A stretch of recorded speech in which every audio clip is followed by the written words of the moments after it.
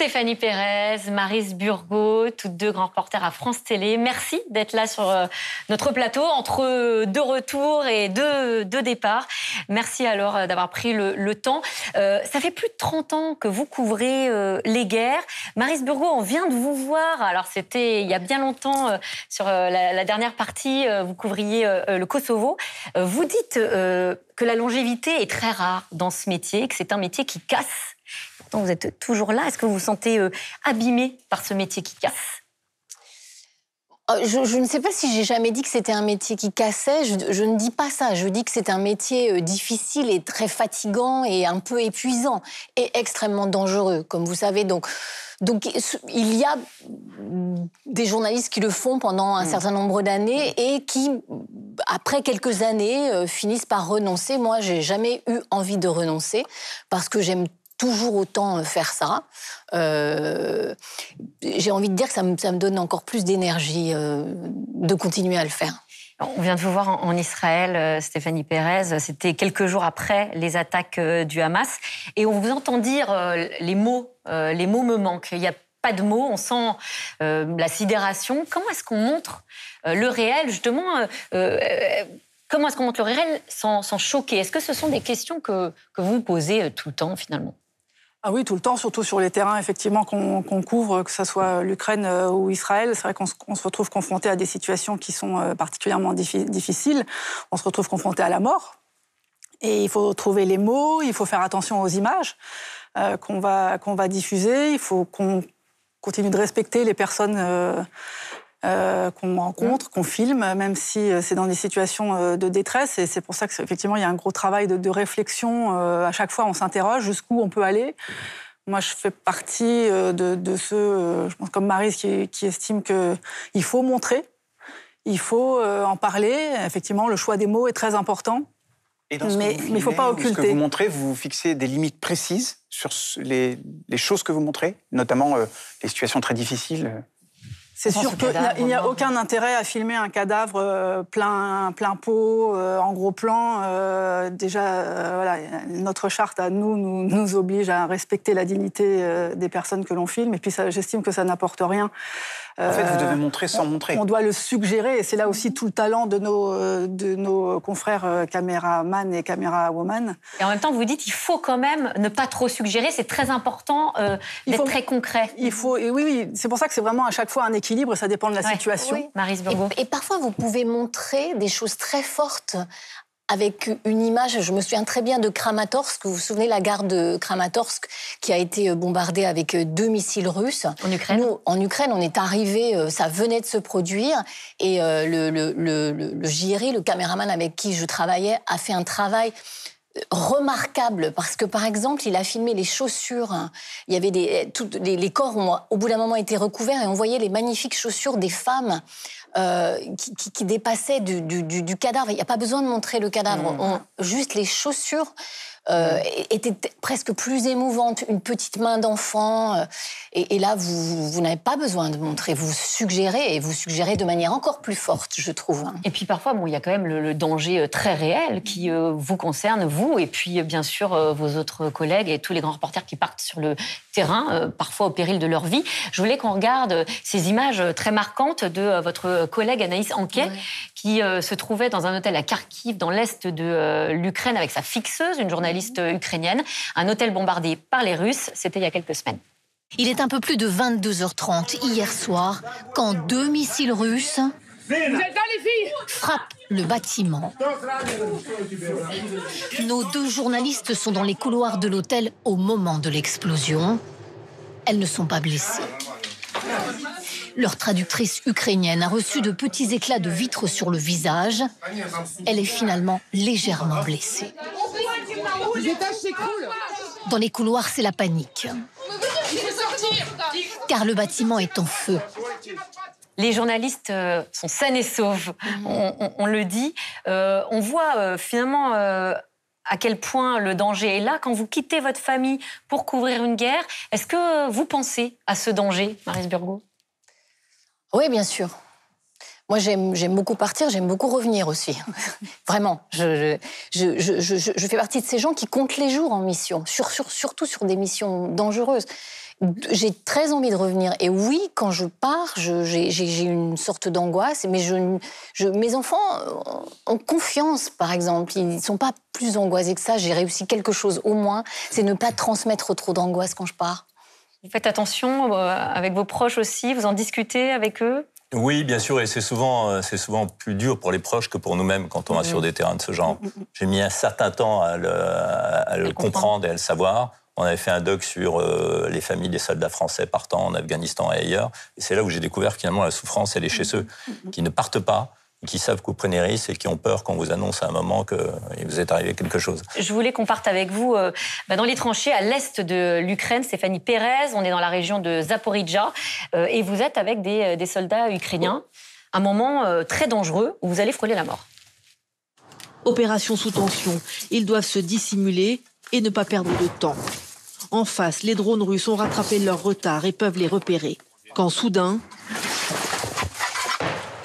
une frappe russe à quelques mètres. C'est le premier tir. Ils vont ajuster, il faut vraiment partir. Molot reste calme. Cet ancien policier veille sur ses hommes. Encore une frappe. Toujours très proche. On distingue la fumée sur cette position que nous quittons au plus vite. Vous dites, avec humeur ou humour, heureusement qu'ils ne savaient pas viser. Disons que... Il y a une notion de fatalité, quoi.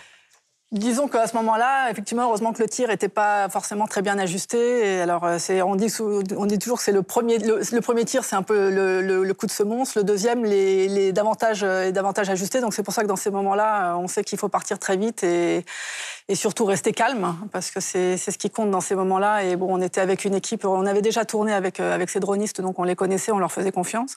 Il reste extrêmement calme, c'est assez marquant. Le chef reste calme auprès de ses hommes parce qu'il pense d'abord à ses hommes. Et nous, du coup, voilà, on suit le mouvement, mais c'est sûr qu'après coup...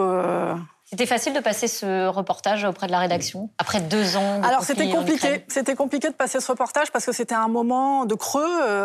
C'est vrai que la difficulté qu'on a, c'est qu'il faut continuer de renouveler des angles. C'est une guerre qui, malheureusement, est devenue quotidienne, qui s'enlise. Les gens sont habitués. Autant, il y avait un choc énorme au tout début. Et on voit très bien, au tout début, les reportages qu'on faisait avaient beaucoup de répercussions. Là, maintenant, un reportage passe, puis un autre, et puis un autre. Et c'est sûr que c'est compliqué pour nous de continuer à en parler, de trouver les angles, et puis c'est continuer aussi auprès des rédacteurs en chef de vendre certains de nos sujets en disant mais si, et puis on les comprend parce que c'est sûr que les spectateurs se sont habitués. Est-ce que c'est difficile de rester neutre sur le terrain, de finalement pas prendre parti pour un camp ou pour l'autre, puisque par définition vous couvrez cette guerre du côté des 2 camps?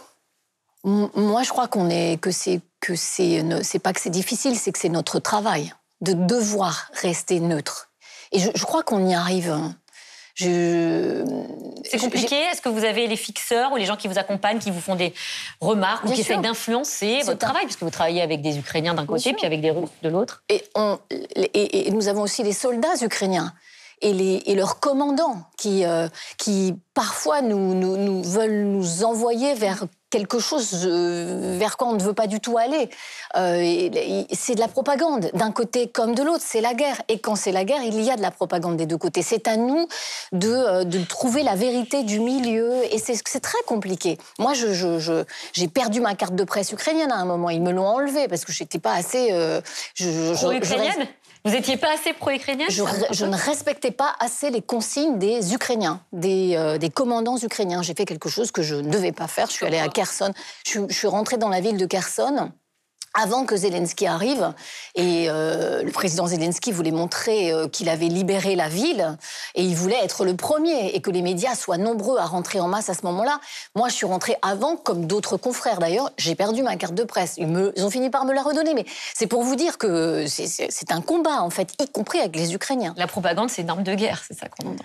Ah, mais clairement. Et on sait que les Ukrainiens sont maîtres de la communication, eux aussi. Et pas que les Russes, c'est ça que il n'y a pas que les Russes. Et c'est vrai que nous, on est au milieu, et parfois, même avec notre équipe locale, ça nous vaut quelques conversations un peu musclées, parce qu'il faut réussir à faire comprendre que...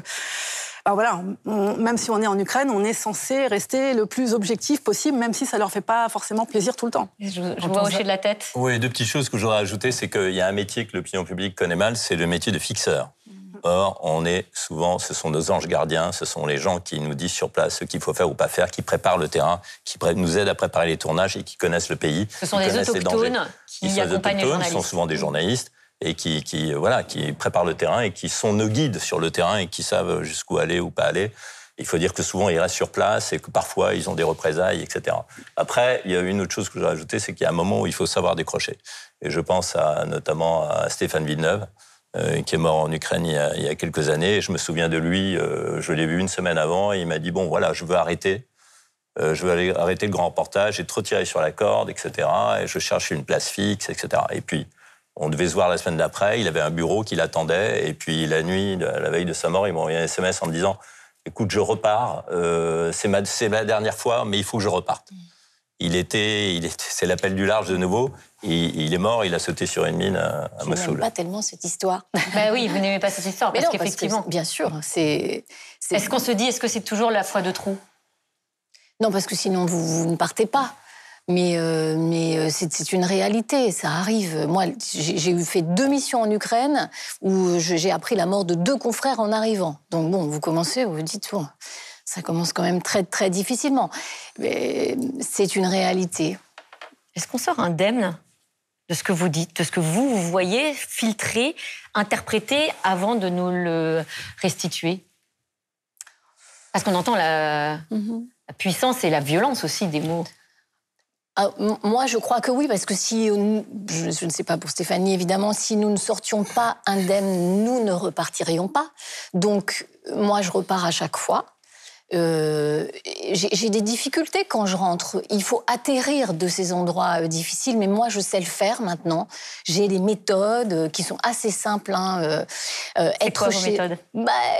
Rentrer à la maison, mettre un plat dans le four, sentir la bonne odeur, retrouver les enfants, être dans la vraie vie.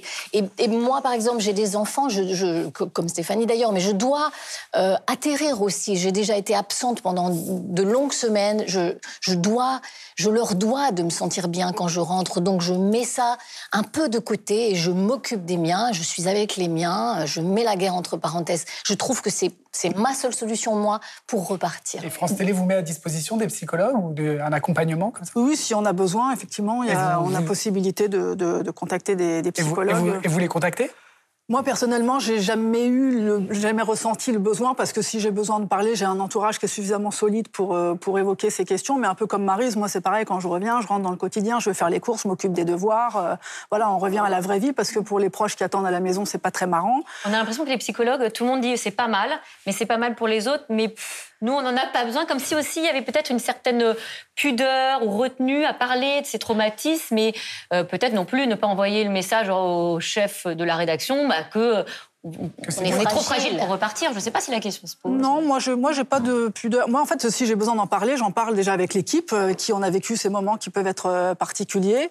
J'en parle, dans ma famille. Enfin, j'ai pas de tabou à dire que j'ai pu être choquée. J'avais dit quand j'étais rentrée d'Israël, moi, j'avais été assez choquée par cette mission, effectivement, parce que quand on était arrivés, dans les morgues où on voyait tous les corps qui s'entassaient, qu'on nous racontait toutes les blessures qu'avaient subies les habitants des kibboutz. Moi, c'est un moment qui a été très douloureux. Je le disais d'ailleurs, j'ai eu du mal à trouver les mots pour la première fois depuis très longtemps. Mais voilà, je l'ai dit, j'en ai parlé, on en a parlé entre nous. Et et puis après, on passe à autre chose, parce que comme dit Maryse, il faut y retourner. Une façon d'exorciser la guerre, on parlait du retour dans la vie normale. Une de vos façons à vous, je crois, Stéphanie Pérez, c'est d'écrire. Oui.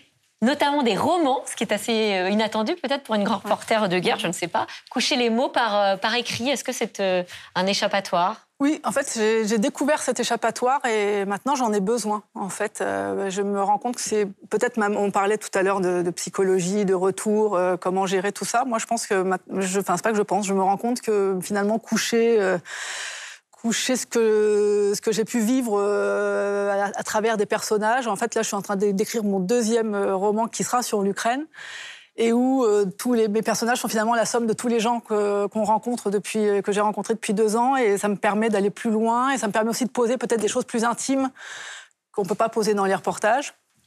Et en tous les cas, ouais, moi, c'est mon moment, c'est mon sas à moi. C'est cette façon-là que j'ai trouvée, qui me correspond et qui, j'espère, va... Et il faut le lire parce qu'il est remarquable. Oui, il y en a déjà un, effectivement, qui se passe en Iran. Très beau livre. Grand merci pour votre témoignage. On voulait rendre à travers vous aussi hommage à tous ces grands reporters de guerre qui nous informent chaque jour. Vous repartez bientôt, je crois. Moi, je repars en Ukraine. Dans quelques semaines, oui. Voilà, 2 semaines. Dans 2 semaines. Moi, j'en reviens tout juste. Donc et vous en revenez donc un peu à la maison, m'occuper des devoirs. Un peu de concret. Voilà, exactement. Un peu de concret. Merci encore.